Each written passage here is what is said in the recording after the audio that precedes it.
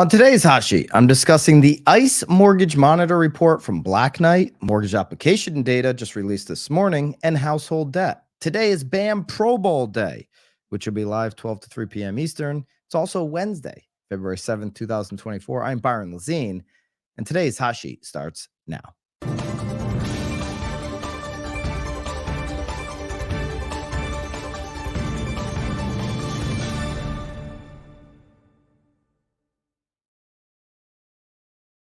Here we go. Let me know in the live chat where you are tuning in live from and where you'll be tuning in live from for the BAM Pro Bowl. The BAM Pro Bowl is today from 12 p.m.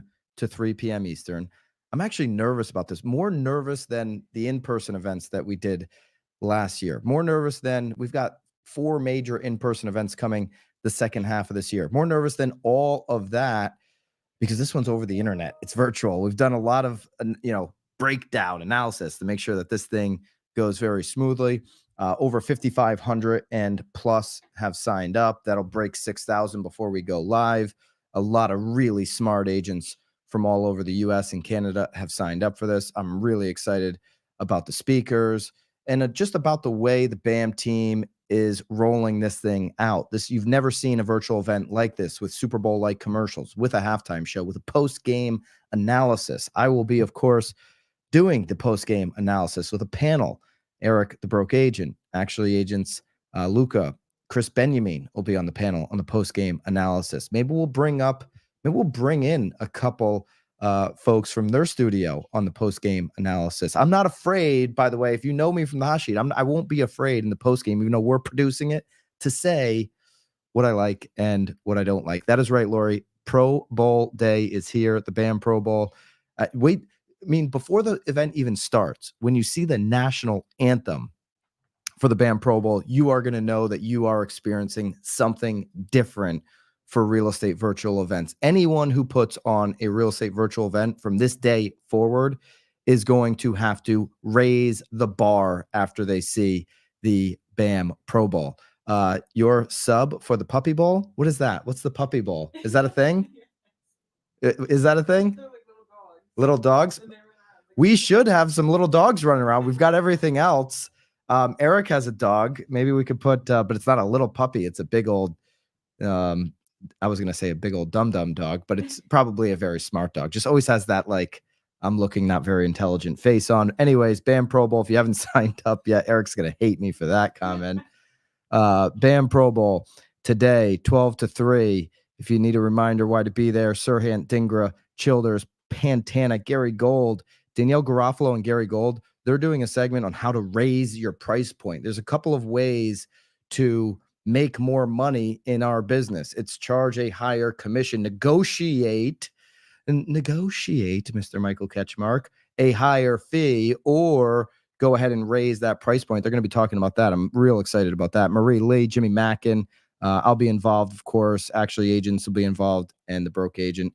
And so if you haven't signed up for that, links down below. BAM Pro Bowl Day, 12 to 3 p.m. Eastern. But as always, we've got a lot to cover here on the Hot Sheets, the only 24-hour look back on the housing market that exists in the world, really, on the internet. And we'll get right into what we've got here on this 24-hour look back. We've got a lot of mortgage and financial information today. ICE Mortgage Monitor was just released by Soars. Affordability has improved along with the rates in recent months. So we've seen that in recent months. Of course, as we monitor it here daily on the Hot Sheet, we look at the last couple of days and we're like, oh, we hit the 7 handle yesterday. We did bounce back below the 7 handle. Yesterday we bounced back below. The day before we hit the 7 mark. It was the first time since the beginning of December that we hit that. So we're seeing a little volatility, a little bump in the road here on the rates. But yes, in recent months, especially since October, we've seen a trending downward as we still go, the high from October today, we're still a full percentage point below where we were in the 30-year fix from there. So affordability has improved, not because of prices, but because of that rate coming down, with the share of income required to purchase the median home falling by 5 percentage points. The national inventory deficit has improved for the second consecutive month. May not be the case in your particular market. Nationally, Inventory has improved for 7 consecutive months. We've seen signs week over week in January that inventory is improving. But if you're in the Northeast, where I'm sitting right here in the state of Connecticut, I'm in my Connecticut studio today. I was looking yesterday, year over year numbers on homes for sale, over 1,100 less homes on the market statewide in this particular state than a year ago. And a year ago, it was an all-time low. So just setting record after record on lower levels of inventory, but that's not the case for the majority of the country. May not be the case for where you are. Okay. And I do hear areas in the certain particular areas on the eastern seaboard. When you get into North Florida, east coast of Florida, you start going up where inventory is rising. Let me know in your market what's going on in your market. Inventory, is it following this national trend of 7 consecutive months inventory improving?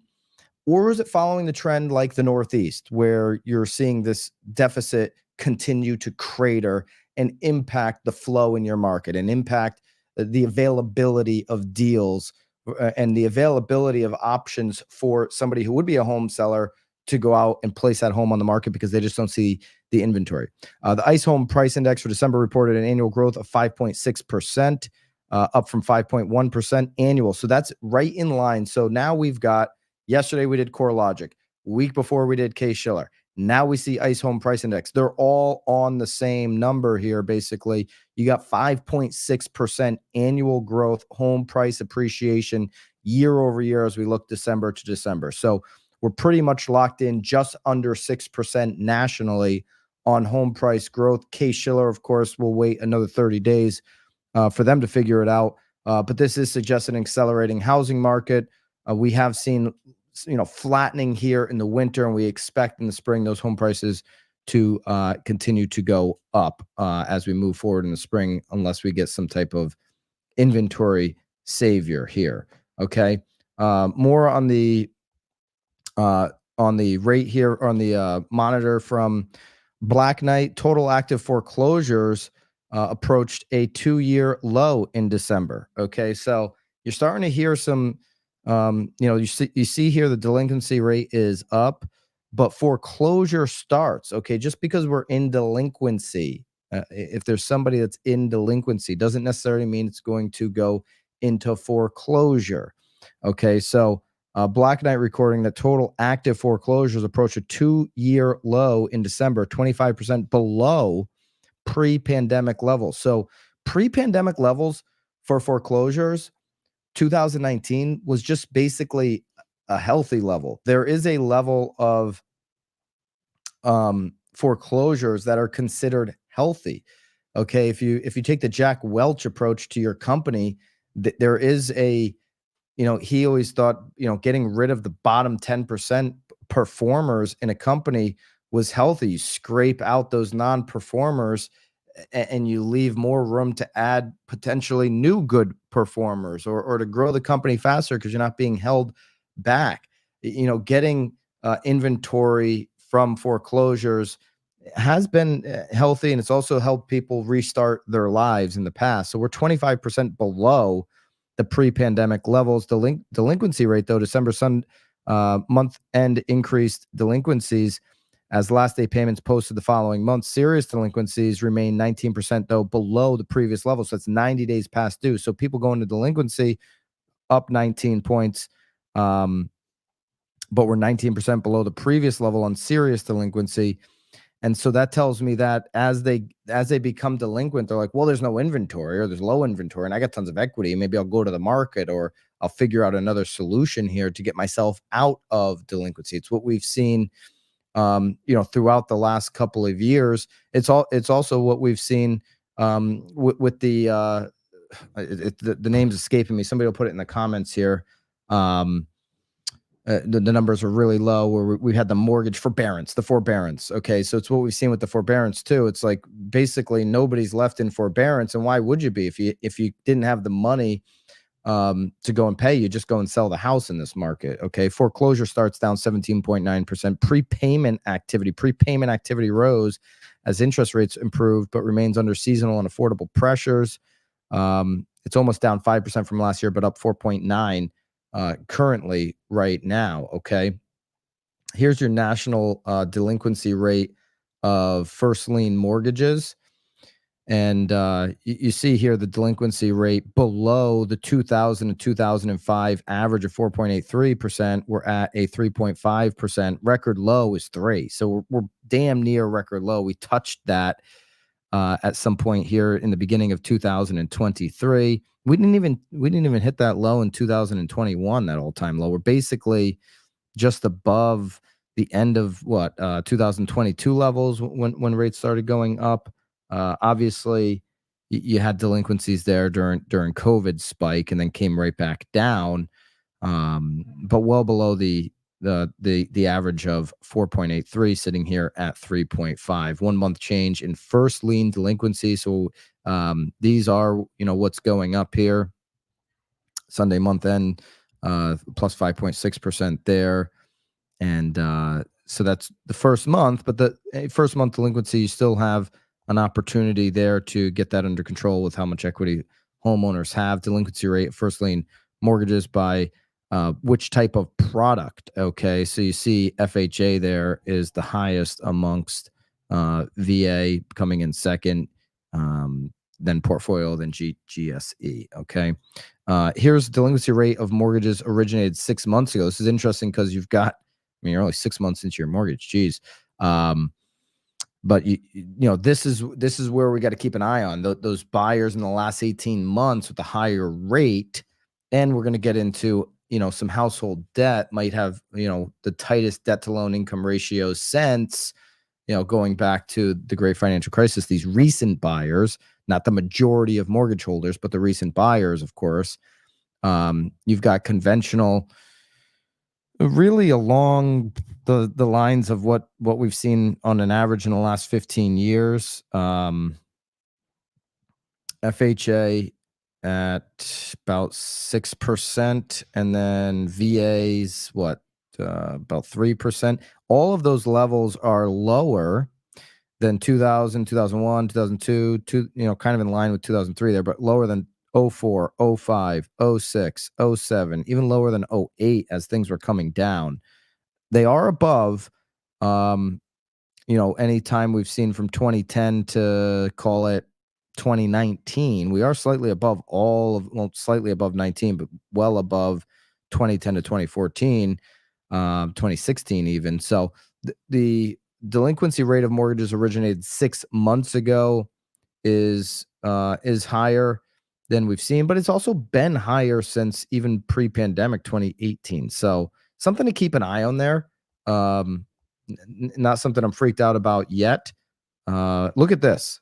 This one is for all the folks out there who believe that we're going into another 2008. Look at the credit score mortgage originations in 2023. The credit score, the percent of 660 or less on the credit score in 2023 is the lowest in 20 years. Okay. So you need a better mortgage score now than you ever have in the last 20 years to obtain a mortgage. This is one of those reasons why it's not going to be residential mortgage that puts us into any type of real estate crisis or banking crisis. If one were to happen, we'll leave that to the commercial sector. In the last 20 years, 2023 was the lowest on record for the number of under 660 credit score mortgages originated. Okay. We're talking about less than 500,000 mortgages originated for 660 or under credit scores. While in 2003, 4, 5, 6, we had over 3,500. In fact, in 2005, we had over 4,000. 2007, we had over 2,500. 2008, we were still doing it. We had over 1,300 under 660 credit scores originated. 2009, we were still doing it. And I'm sorry, when I say 35, I mean 3.5 million, not 3,500. I'm reading that wrong.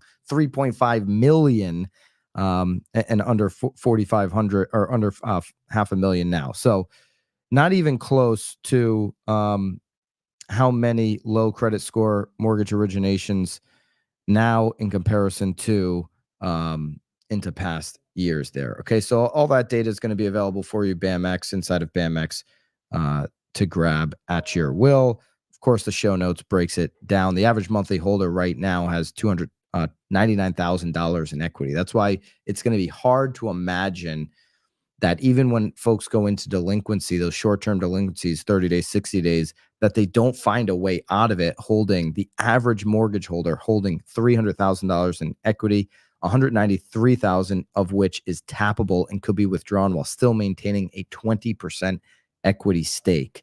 That is just this show notes today, by the way, for BAMX members, is filled with little nuggets like that you can use in your email newsletter, in your communication to your database, in your text blast, whatever. There's so much. There's probably a month full of content just in today's show notes, a month full of database content. Make sure you dig into these show notes here today. I don't even have time to go through it all with the BAM Pro Bowl coming up at 12 p.m. Eastern. Mortgage applications, mortgage demand is facing challenges right now as interest rates experience this upswing here in the past week. Home buyers in particular are exhibiting caution. This is leading to a decrease in mortgage application volume for home purchases. So we've now seen a decrease for 2 weeks in a row after 8 weeks of increasing. We were looking for demand to continue to increase here as we lead into the early portion of the spring market. Not happening. So despite recent declines prior to this week, total mortgage application actually is up. I'm sorry. Total mortgage application did rise 3.7. So I'm sorry. We broke the 1 week streak. I misspoke there. We broke the 1 week streak from last week when we went down, and we are now up 3.7% from 1 week earlier, according to Mortgage Banker Association. The 3.7 is a seasonally adjusted basis from 1 week earlier. Okay. On an unadjusted basis, the index increased 8%. So this is a good sign. 8 weeks of increase. Last week we had the decrease. That was a yellow caution flag. We're now back going up the right direction. The refinance index increased 12% from the previous week. It was 1% higher than the same week a year ago. The seasonally adjusted purchase index did decrease. This is the decrease that I was referring to. So, because I don't really care about refis. If we're up 3.7% on total applications, but it's being driven by refis, that doesn't give me new mortgage demand. Okay, so here's the number that I actually care about. Now, this number is down 2 weeks in a row. Okay, the seasonally adjusted purchase index decreased 1% from a week earlier. So now 2 weeks in a row, the purchase index is down, and we're down 1%, so we're essentially flat. That's the number that tells me how much demand is coming into the spring market. Is demand increasing or is it lowering? In the last 2 weeks, it is lowering. Okay. It's also 19% lower than the same week a year ago when we also had a drop off year over year from that point. Okay. So something else to watch here as we get into the spring market that we're seeing now a couple of weeks of purchase demand lowering. I did not misspeak. The overall headline number kind of threw me off there for a second, but purchase demand is lower now for the last 2 weeks. Okay. Something to definitely take a look at. The CNBC headline from Mortgage Banker Association is flattening home buy. That's a better way to put it. 1% down is flattening as these interest rates are rising. Okay. We'll see if we can get the obviously 30-year fix to start to lower. We need some data shifts to kind of support that. We'll take a look obviously at the 10-year and the 30-year before we sign off here today. Let's get into some overall household debt. This will impact probably demand as much as anything. Household debt reaches and this data is coming from the Federal Reserve Bank of New York. Household debt reaches $17.5 trillion in the fourth quarter as delinquency rates are rising. Total household debt rose by $212 billion to reach $17.5 trillion in the fourth quarter of 23. It's a quarterly report on household debt and credit. Credit card balances increased by $50 billion to $1.13 trillion over the quarter, while mortgage balances rose by $112 billion to $12.25 trillion. Auto loan balances rose by $12 billion to $1.61 trillion. continue an upward trajectory seen since 2011. Delinquency transition rates increase for all debt types except for student loans. Okay, student loans, you're not seeing a delinquency. Here's the percent of balance 90 days or plus delinquent. Okay, the green is auto loan. That's 4.2%. That's relatively in line with kind of where they always are. The high was the beginning of COVID there at 5%. You had 5% in 2010. We've seen as low as 2.2% 20 years ago. We haven't really ever seen that level come back. Even 10 years ago, we're kind of just sitting around the threes on auto loan. Anyways, auto loan sitting at 4.2%, a little bit higher than we've seen in the last couple of years, but really very much in line with what we typically see for auto loans. Okay, this red line, this is the student loan. So student loan was at 11% in beginning of 2020. Then it just kind of fell off a cliff when COVID hit because people weren't paying their student loans, basically. Right now, we're sitting at 0.6% days delinquent. I think that has more to do with the opportunities that student loan borrowers have to basically continue to punt that debt. And then there's been some of that debt erased. So your student loans is a wacky thing. But if you look at the bottom two, its home equity line of credit is 0.6% and mortgage is 0.6%. This is all-time low stuff for the last 20 years. So 90-day plus delinquent for mortgage and for home equity, HELOCs are in a really good spot. Where are the red flags? The red flags are credit card, 9.7%. Nowhere near as high as where they were in 2010 at 13.7%, but on an upward swing and something to keep an eye on for sure. And then other debt at 7.9%. That's relatively in line with where they've been the last 10 years, coming out of the great financial crisis. Okay. Here's total debt. Total debt's always going to go up. I gave the stat yesterday, I think, or Monday rather, when we did the 60 Minutes Jerome Powell. I gave the stat that in 30 years, every household every household will have $1 million of debt, not personally, but that's what the U.S. debt would be. It would be equal to $1 million per household. So debt's continuing to go up. There's no surprise there. Non-housing debt, student loan makes up a huge chunk there, $5 trillion. Credit card debt is lower than student loan debt. That's interesting. Credit card debt at 2.5 trillion, and then auto loan debt is up over $1.5 trillion there. There's some other interesting data here on this debt report. Let me get into it here. And the link here, I know we pulled out some of the charts on this for all of BAMX members, but there's some really interesting data when you click the entire study. We made it easy for BAMX members to go ahead and grab that entire report. Look at mortgage makes up the majority of the debt here in this country. It's the only country that does the 30-year fixed. Great for savings, obviously, for those who can qualify. Number of accounts by loan. Okay. Number of accounts by loan type. Okay. There's just a gazillion credit card accounts out there, 600 million of them. Auto loans under 300 million. Mortgage loans harder to get, in line with where we've been the last 20 years, just over 200 million mortgage loans. Okay.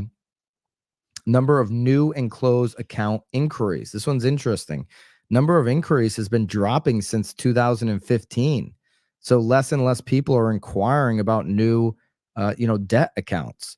And then the number of accounts closed within the last 12 months is starting to increase right now. People closing out that debt, and number of accounts opened is going down as well after recently rising in comparison to 10 years before. Mortgage originations by credit score. This is another big one just for those that think there's a great financial crisis coming. Look at the 2003, 4, 5, 6, and 7 era of mortgage originations by credit score. You have those gray and dark gray and blue, the dark blue and the yellow making up such a significant portion of mortgage originations. Those are the lower credit scores. Okay. And then here today, those numbers are just dramatically below. Those are today in comparison to 2003 on originations that are under 760, it's like 3 or 4x lower than where we were in 2003. So if you have low credit, it is much harder to get a loan. It's one of the biggest cases right now for we're not go okay, household debt's going up, overall debt's going up. Don, this chart is so powerful because when everybody says there's going to be another great financial crisis and they say, hey, household debt's going up, sure, but if you have too much debt, you're not getting one of these mortgage loans right now. You're going to be renting and racking up debt.